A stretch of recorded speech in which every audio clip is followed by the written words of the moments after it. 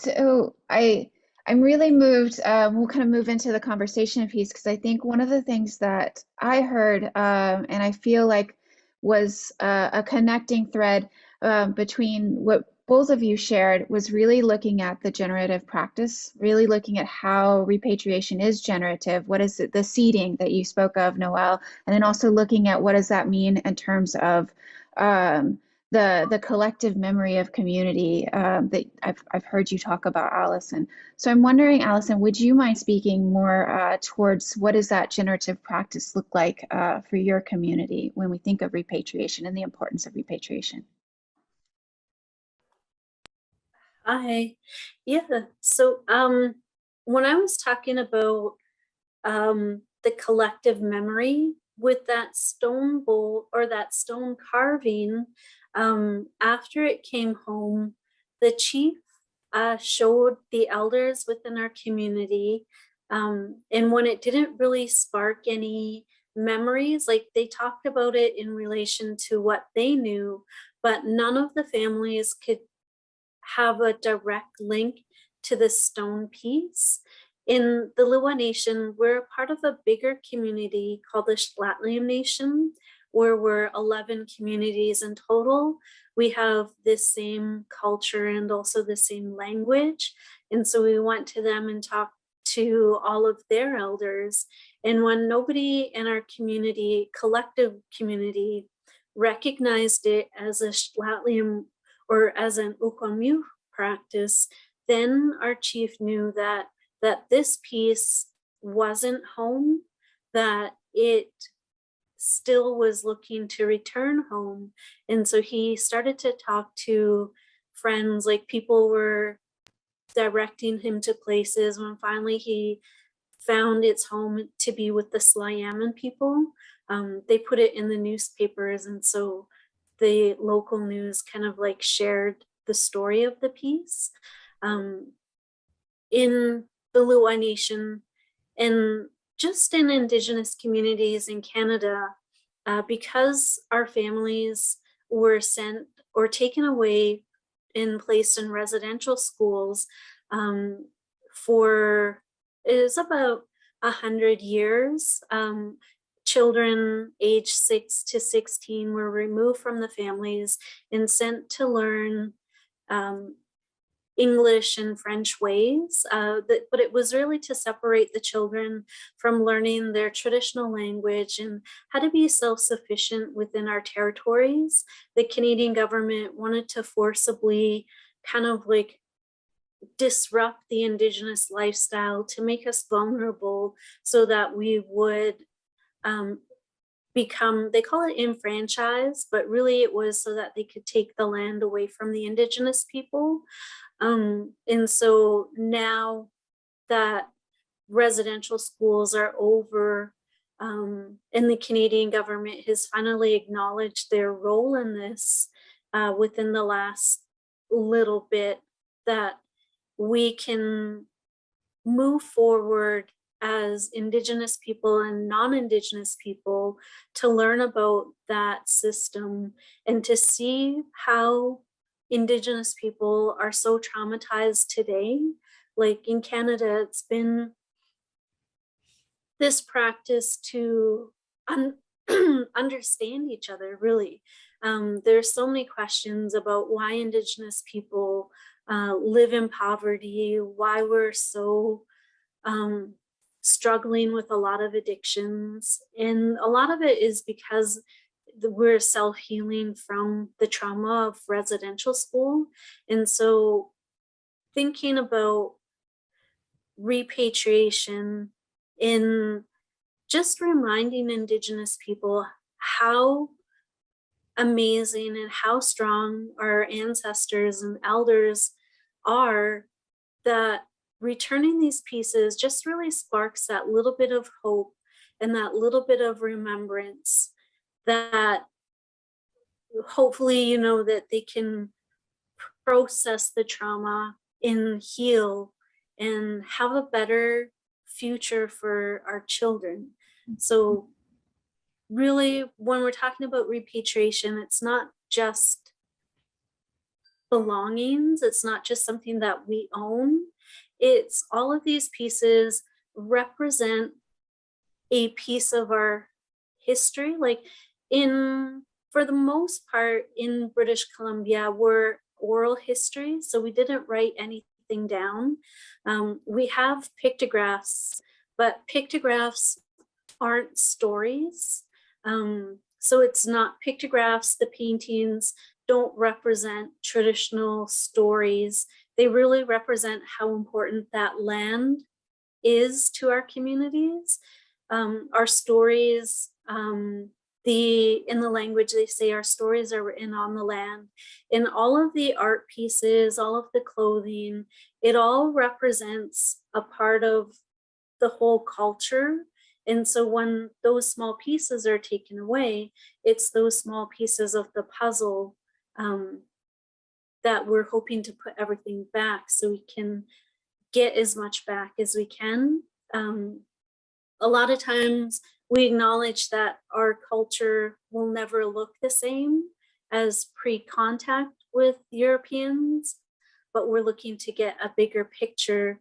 In the Lil'wat Nation especially, we find that the art, the history of the art has been lost. Well, it's not been lost. Our community intentionally destroyed a lot of our traditional ceremonial art so that it wasn't taken and stolen by the government. In Canada, they had what they call the potlatch ban. It's about 50 years when ceremonial practices were illegal for Indigenous people.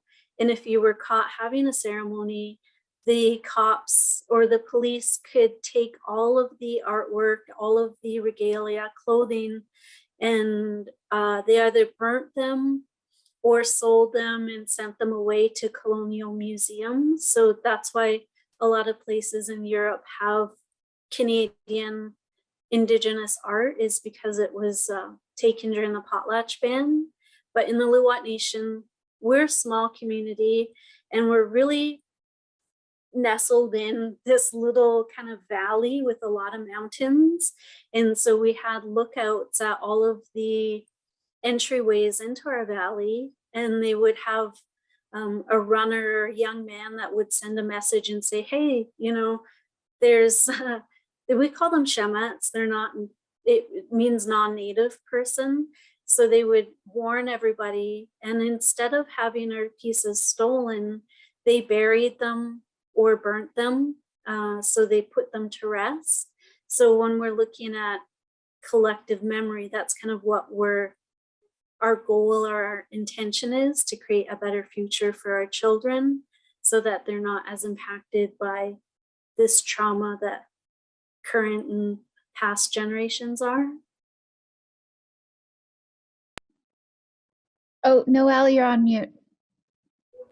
Oh, so, that was so wonderful. And I wanted to just add a few ideas, which is this idea of, by our actions today, can we heal the pain of the past?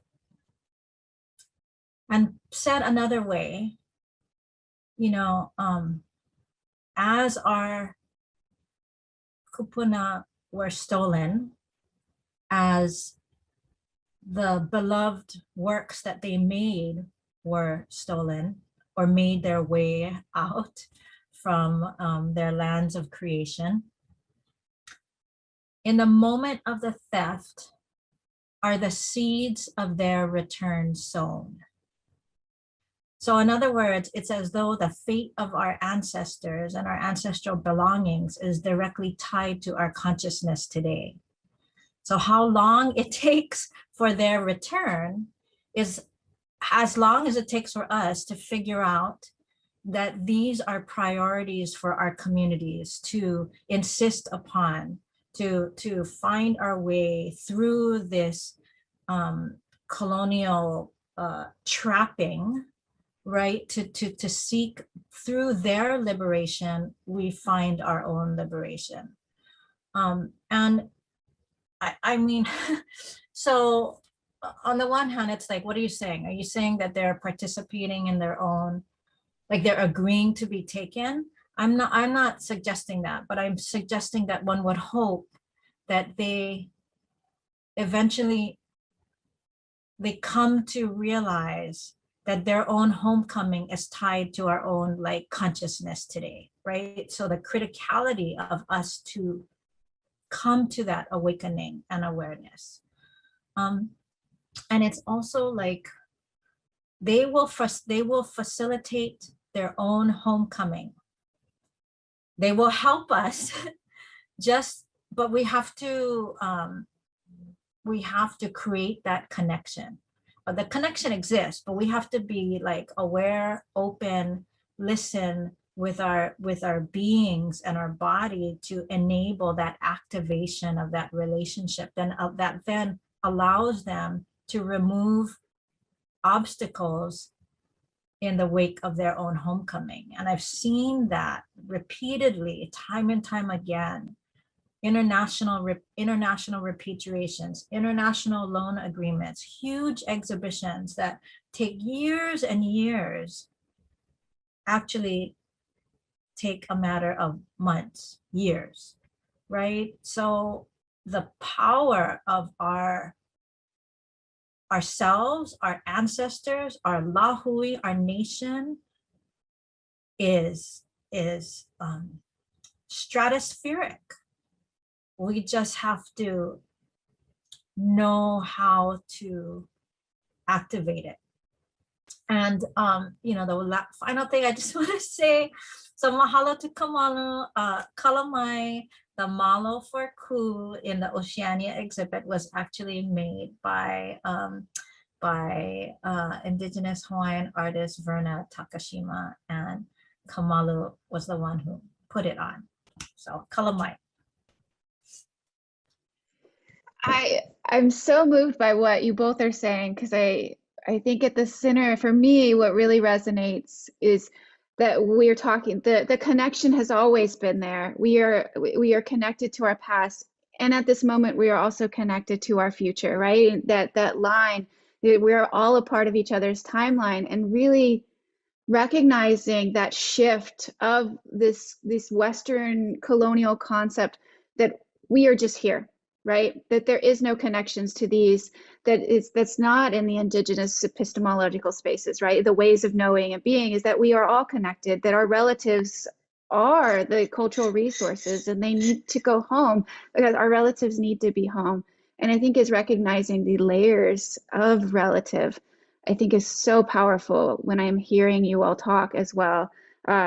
I always, when we do trainings with interns and staff and even board members, I typically talk about how each object is not an inanimate object. Like this glass is not just a glass. It contains everything that's inside it as well, right? The water that's inside it. And every time I move, this water resonates, and that water is connected to its community and where it came from and all of us. And so recognizing that as I'm sloshing this and my straw is skating around, it's more than just the straw, it's the water and all of that. And so that's it. When I talked about minimal disturbance, when I talk about bringing relatives home, or when I hear you all talk, it's that recognition that we're so much more than just the individual. We're the family, the clan, the community, the futures and the past. And I think that that's so powerful when we think about the approach of this work. It's not just a deliverable. It's more than just reunification. It's a generative process is where I feel like I'm hearing you all say.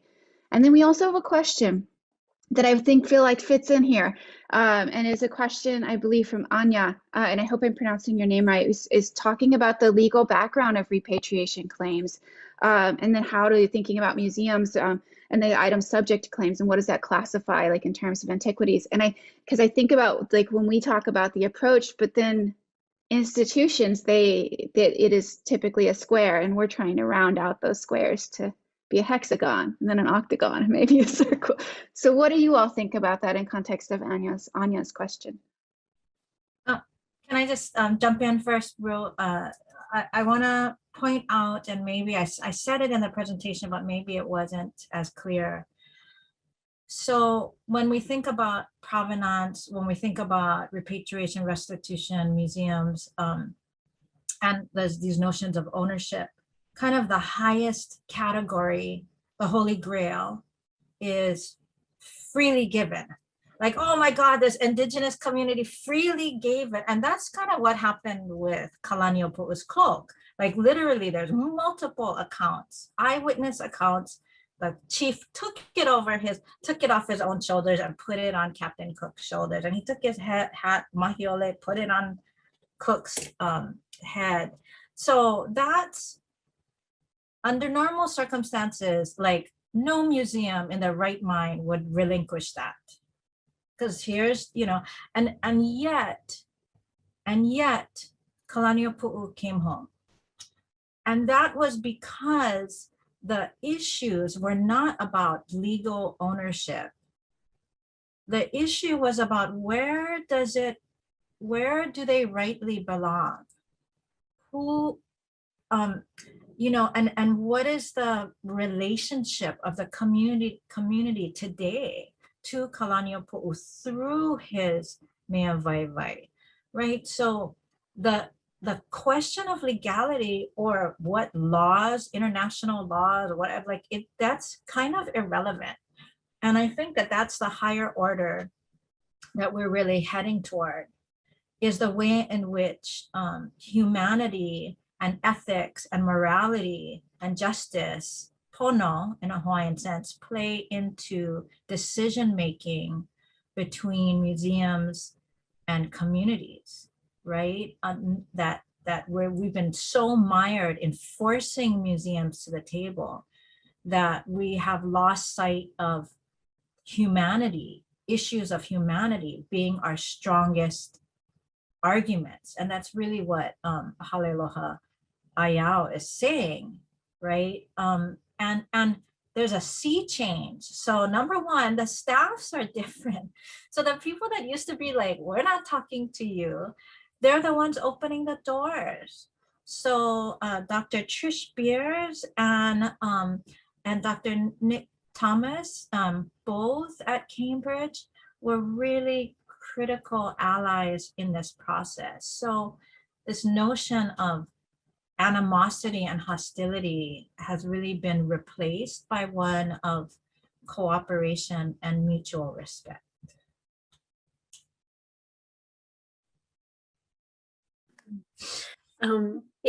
Here in British Columbia, we're finding that a lot of museums are requiring that when they received the piece, the more information they had around where they came from, most of the time it's really the non-Indigenous families themselves where a lot of the connections are coming from.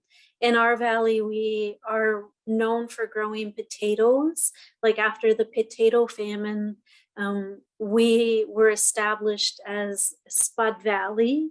And so a lot of those farmers traded and purchased items from the Indigenous people where our Indigenous people didn't sign their works. But because the farmers were well known to live in this valley, just having them be here has helped us to get pieces back. In British Columbia, they're really, until the last 5 years, they're really sticklers for us being able to prove that we had ownership of pieces, and they required families to authenticate or verify that these were our pieces. We're really lucky that in the process of learning these art practices like carving and basketry, it's really a mentor and apprentice relationship. And often the designs are a direct link between the two. And so when we're talking about collective memory, that's how we've got some pieces back, is because an apprentice was able to trace their relationship in, a few generations back. Luckily, we're in this position where the archives, like photos found in archives, have also been able to be used to verify that artworks are coming from certain places. So in that sense, that even though they've taken them and used them for photos and kind of like whatever they wanted to, they've also left us with the tool to get them back. Yeah, oh, yeah. sorry, go ahead. Oh, so I just wanted to say one last thing about that.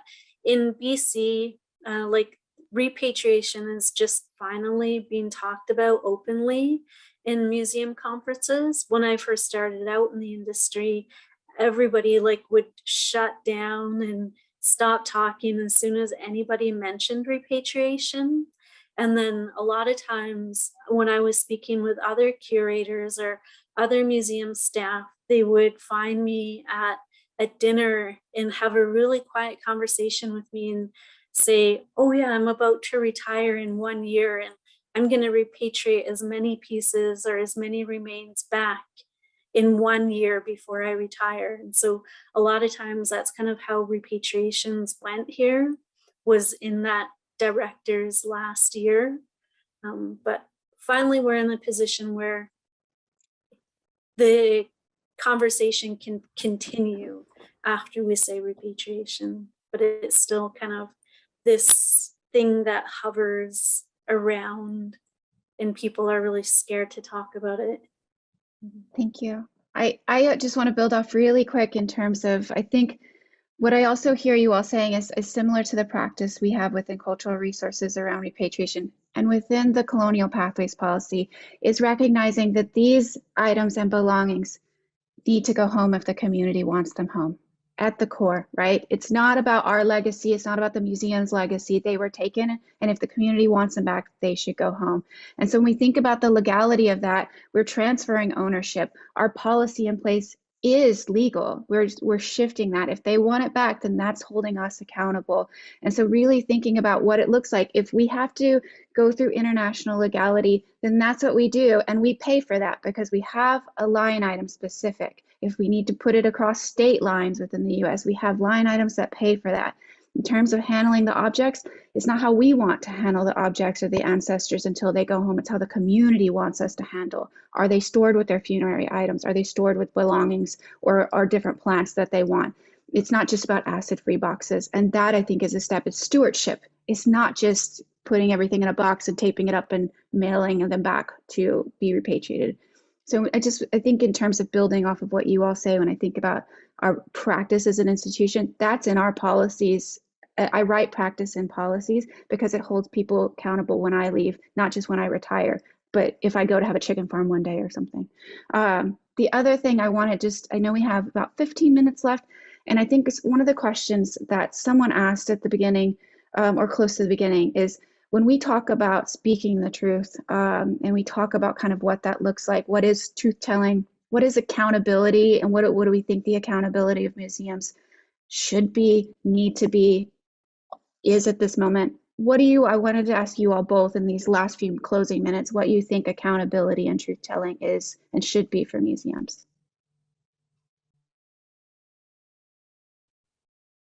Maybe I'll go first. Well, I really and we have, sorry, I just found out we have about 10 minutes, so about 3-5 minutes. Thank you. I really want to acknowledge the San Diego Museum of Us and Ben Garcia in particular for really sharing with me this notion that at the end of decolonization, is there a museum left? I mean, I think that's what people are wondering, right? And I do think that the end of the process are for museums to have collections that they're proud of. Like, that's what Ben was saying. And that means that there shouldn't be anything in there that doesn't belong there, or that through a meaningful process perhaps needs to go home. So at the end, it's not that museums have emptied their coffers, but that they're left with really things that they can be absolutely 100% of, stand behind and be proud of, knowing that that is what they have.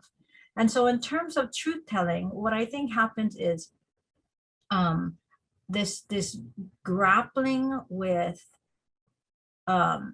colonial past and this like provenance research, right? That's why there's so many, it's almost like a new field now where you're really getting into the nitty gritty and pulling back the veil and revealing actually a sort of so many atrocities about the process of acquisition and collecting. And I do think we need to acknowledge the historical archival trauma that occurs with that unveiling. We need to understand how difficult it is on Indigenous researchers and practitioners in uncovering that information and making that known and what it takes to bring that information to light. But also we need to be really clear that that harm is not just on the living, it's on those who experience the shame, the heva of being taken, of being, you know, and especially like if they're still not yet back home, it's revealing their vulnerabilities and reenacting that harm. So I just like, this is not theoretical. I think it's really important when we talk about trauma and harm and what it takes to like truth telling. This is not an academic question, right? So let's just, if we can understand the consequences of what that term means. Right? It's not a myth. It's not a legend. It's not theory. It is. Plain and simple. It is what has happened. And we're talking about all of the layers of what has happened. Triangulating the data, if you want to use an academic space, it's how it's connected to policy and power and extraction, diaspora, genocide, all of these items within our holding. We have maybe 2 or 3 more minutes, 2 minutes, I believe. Allison, if you wanted to say one just last closing bit about truth telling. I really wanted to expand on truth telling. Really, I mean, as human beings, we're all taught, you know, to tell the truth and not to lie. And so that's just kind of like a foundation piece of everybody and kind of like their experience growing up. But I really wanted to introduce the idea of maybe when you're asking for permission, sometimes you do just have to accept that the answer is no. Like we've just had an experience where somebody, an institution, asked for permission. They were declined. They asked somebody else, they were declined. And they just kept asking until they found somebody that would say yes. And so I just wanted to expand that sometimes the right answer is no. Like we had a really sensitive issue where it was hard to celebrate the opening of a show because the institution wouldn't accept that. And so now we're just like rebuilding this relationship and trying to figure out how can we repair this moving forward and not just kind of like linger on this issue that they really didn't accept our answer. And so, I mean, really the idea around truth telling is that it should be learned when you're young, but you know, sometimes you just have to respect somebody else's space. Yeah.